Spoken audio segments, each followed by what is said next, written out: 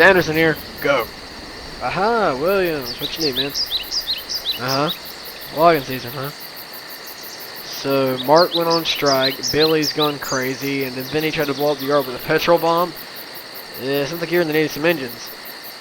Let's see here. I can send Will.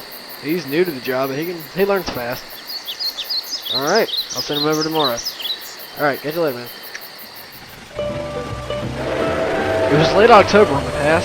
The summer was far gone, and the engines were finally getting a little bit of downtime. It was on the 29th of October where our story begins. We had just bought a new switcher by the name of Will. Mr. Williams on the Highland Valley division of the Tidewater line was having a bit of a power shortage, so we leased him to him. So far, his record had been near spotless, pulling loaded and empty log trains up the mountain.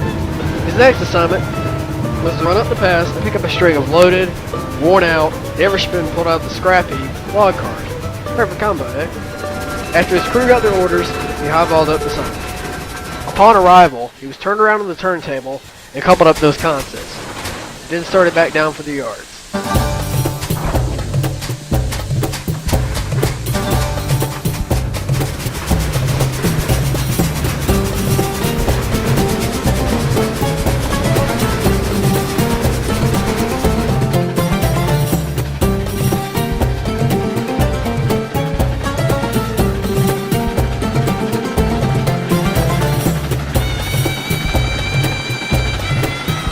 About 3/4 of the way down, his engineer noticed we were low on water, and he stopped at a small standpipe on the steep side.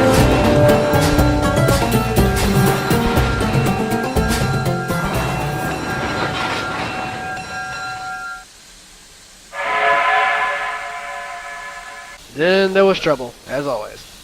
A few cars ahead, one of the couplers hadn't been fitted or repaired properly. The pin was hanging halfway out. Eventually, the strain of the load took hold, and the coupling pin snapped. Oh, crap. That didn't sound good. And of course, he was right.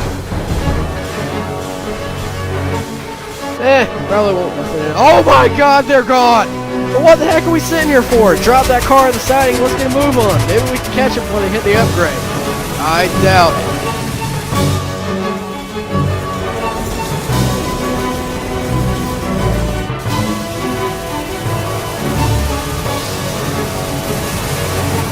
Up ahead, the cars were flying along around 60 miles an hour. We were almost at the upgrade near the old Mill Creek trestle when disaster struck. The cars jumped the track and flew into the ravine below.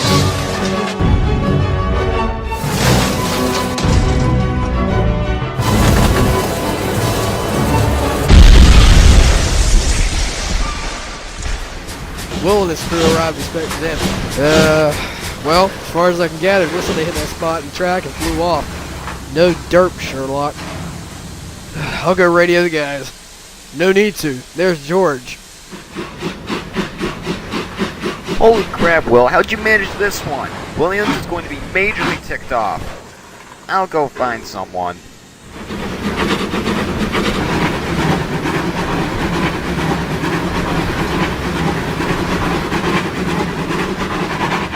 Soon, Jack came along with the breakdown crane. I don't think there's much to salvage here. We better get back to the yard. Will, I am disappointed with you. You've done fine this week up till now. You should know better than to let your cars get away from you like that. Sir, it wasn't his fault. Those cars were crap anyways. Even I had trouble with them. Well, nevertheless, as your punishment, you're to stay in the yards and help Xavier with switching. Yes, sir. Nice one, letting your cars loose like that. Bet their ghosts will come back to haunt ya. Oh. Hey, shut up! It wasn't his fault. Those cars were hunks of junk anyways. Whatever. If you want a ghost story, I've got one that'll knock your freaking axle box off. And it happened here. Well, let's hear it then. Let's see, where to begin? Back when I had just arrived at the line, around 1938, we were all staying together. Me, George, and Mike. Of course, there was always some visiting engines, but there was one, well, he was special. 13. 13 was a Baldwin Light Mikado. due to his constant owner changes, he was never given a proper road name or number.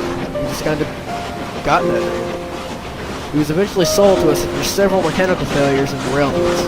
Despite that, he was a fine engine, always willing to help and could pull like an ox. One fall, we were having unusually bad weather. Insane storms with devastating flooding. The old Mill Creek trestle was somehow holding out, though we didn't think for long.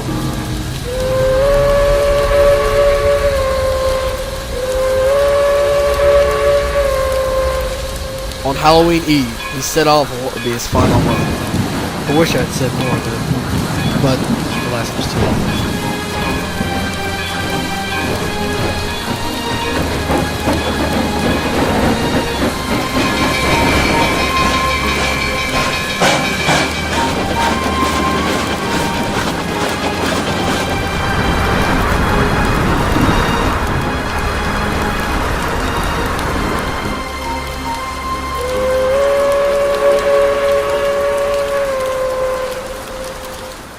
Eventually, he rounded the mountain, soon dropped off his train, and picked up the loader cars. On the descent, all picked cars. He lost control of the train. As he neared the Mill Creek trestle, too late, he realized a section of track was out of alignment. He hit the alignment and flew into the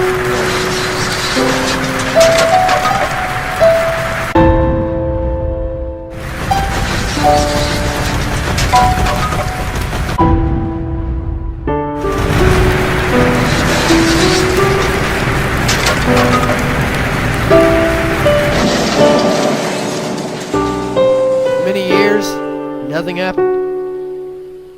Then 10 years after the wreck, a ghost of an old locomotive was seen trying to cross the other side. It never did. It was originally thought that the ghost was old number 311, who conveniently decided to think it was a good idea to experiment with gunpowder, boxcars, and gas tankers. Ooh! You don't want to know how that ended. Later sightings proved that in fact it was not 311, but instead 13. Soon after, people started looking upriver for anything that looked like a locomotive. Nothing was found, except one piece. It was an old builder's plate. Even to this day, the old specter haunts these very rails and rolls through the yards, up the summit, and right through the stall next to you. The engine's junk. Good timing, Xavier. But why is he still here? I'm not sure myself. Personally, I think he's still looking for that plate. Not at rest. Ha! That's rubbish. There are no such things as ghosts, and that bridge is as tame as a pet rabbit. So, have you actually seen him? Actually, I have. The yard went dead silent. Exactly 30 years ago. On the exact same night, I remember. It was on a stormy summer log rolling. It was raining cats and dogs that night. As I approached the old trestle, something caught my attention. I drew closer and saw an engine sitting there.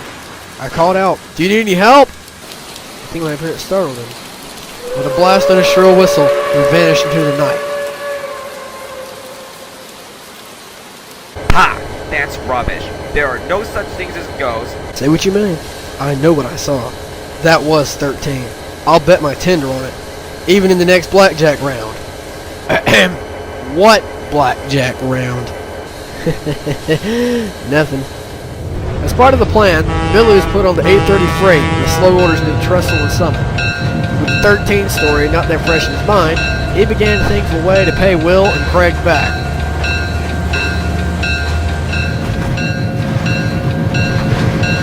After dropping off the loaded cars, he had to wait for the workers to unload those and move them so he could fetch the empties. It was nearly dark, and his driver could tell he was getting nervous. Come on! Get those loaded cars moved so I won't be late for the party! After switching the empties around, he was finally able to head back down to the yard.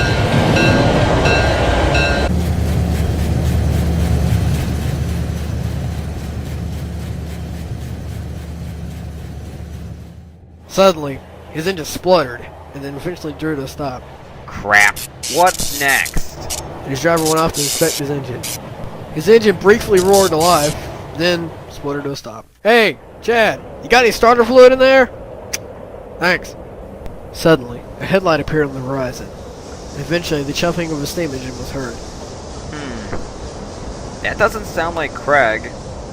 Or Mark. Then, everything went silent.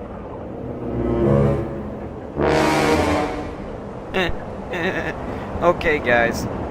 This isn't funny. Phew. Glad that's... Oh my god, it's him!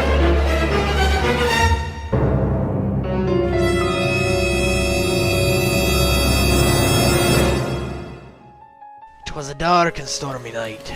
Lately all on our tales like this. Alas, there's one thing different about these. No, there's no demons, no bad will, no malice, just good old-fashioned bad luck. Down south. Very south. The wind and the rain stung as the wee engine crossed and around the line. True, it's odd for the desert, but you never know in these kind of times. As the engine drove through the night, pelted by rain after told by rain, the wind stinging at his boiler front. It only seemed like it couldn't get much worse.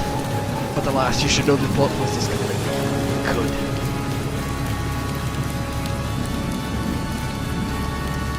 Up at the mines, we bit up 3% grade. A caravan of coal wagons had broken loose. And for some odd reason, due to this conveniently placed switch, were lined right for the poor engine's back. Of course, the cars had no will, no soul, no minds. They were empty trucks. It wasn't until too late that the engine saw this and plummeted off the side.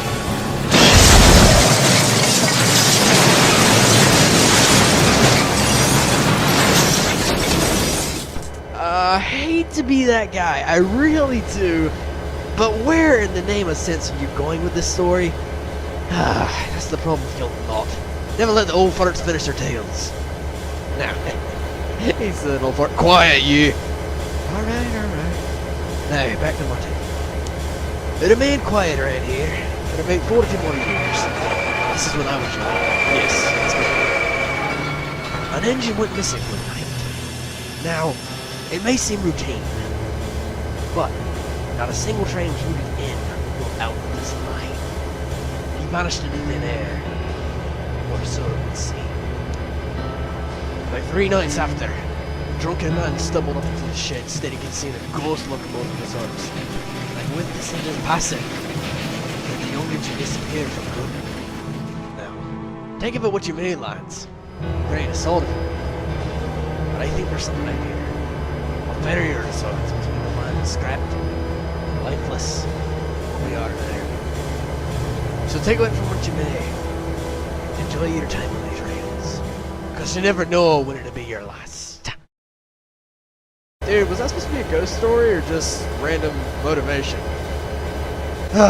Random motivation, but hey, for the episode scripting it works pretty well, wouldn't you say? I gotta agree with him there, guys.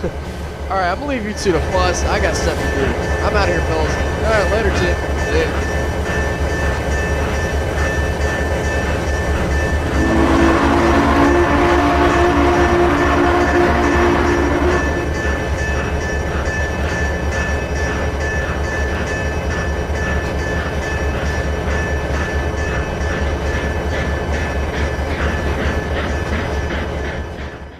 Meanwhile, in a completely different plot line... No,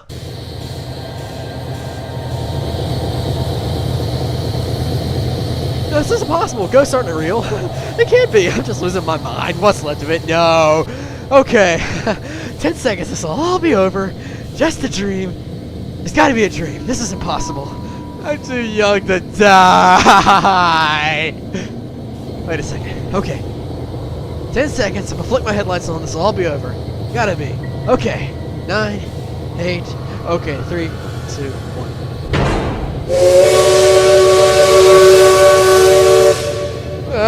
Don't kill me, please! I'm young, sweet, and innocent. I'm partially a character.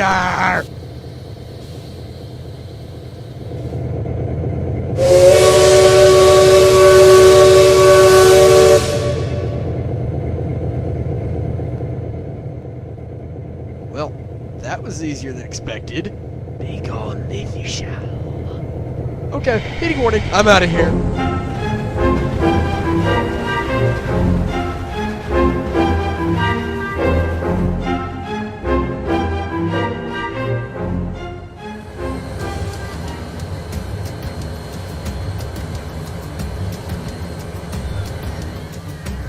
So what you're trying to tell me is you saw the Doctor and the Tardis disappear before your eyes. I'm telling you, man. I saw it right before my buffer beams. Right there. The blue box, everything. It was the same weekend we figured out that the Statue of Liberty was something called a weeping angel. Whatever that is supposed to mean. But I'm telling you, that was some freaky stuff going on. You've been in the special stash of coal again. Come on now, buddy. Just because I'm from up north doesn't mean I'm gonna lie to your face like that. Wouldn't be very brotherly of me, now would it? Huh? Huh? Okay, fine. I took a little dip at the stash last week. Figured as much. Wait a second. You guys hear that?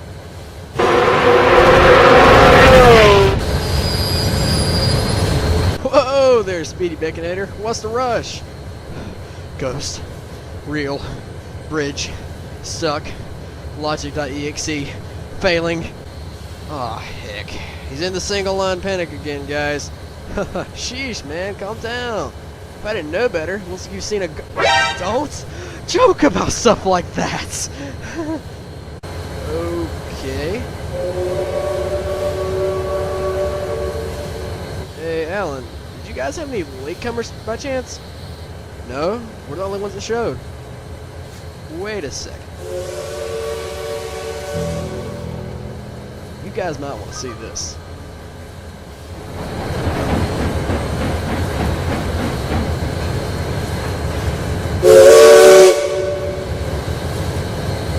Ah! He's found me! Okay, fine. I'll admit to my sins. I stole the train of Cheerwine last week. So that's where the dang thing went. Whoa, whoa, whoa, whoa. Whoa there, buddy. I'm not here to kill you. Where on earth did you get that? Internet? Here's probably those noobs on YouTube who get the story wrong. Try to get views.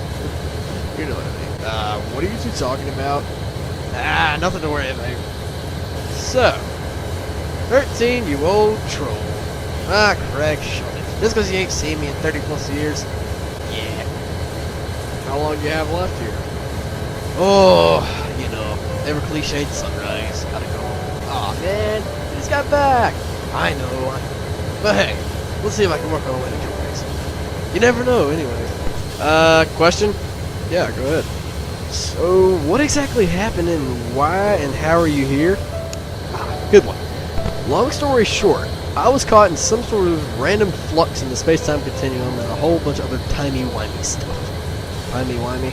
Doctor Who, dude. You should really look it up. See? I wasn't crazy, man! I told you! Another Whovian. Good on you, lad. Anyways, after the wreck and whatnot, I was basically stuck here. And yeah, that sucked. Trust me, not being able to do anything in solid form for about 30 to 40 years is not that fun. Just kind of stinking way. I mean, seeing technology change, people come and go, engines come and go. Kind of puts things in perspective, as all of you, I'm sure, have seen through your lives. But, nevertheless, the main thing being, in order to break the cycle, someone would have to go through the exact same thing I did. Well, young Will, as you see, his log train derailed off the side, that initiated it. And Billy over here, well, lads, you put up with my joking rather well. Easy for you to say. Ah, it's all in good fun. Lighten up some, wouldn't hurt a bit.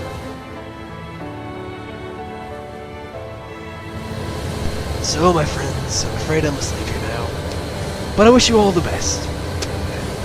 Try to leave this old fart nest the best I can do. I'll take you. Allons-y!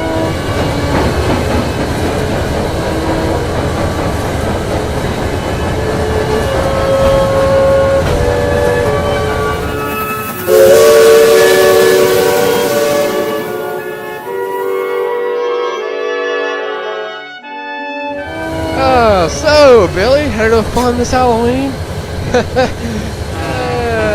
Right, about that. I'm just gonna go in the shed now and cry. Okay, I'll do that. 2, 1. Ah! Well, we had to get you one more time. I'll get the crane.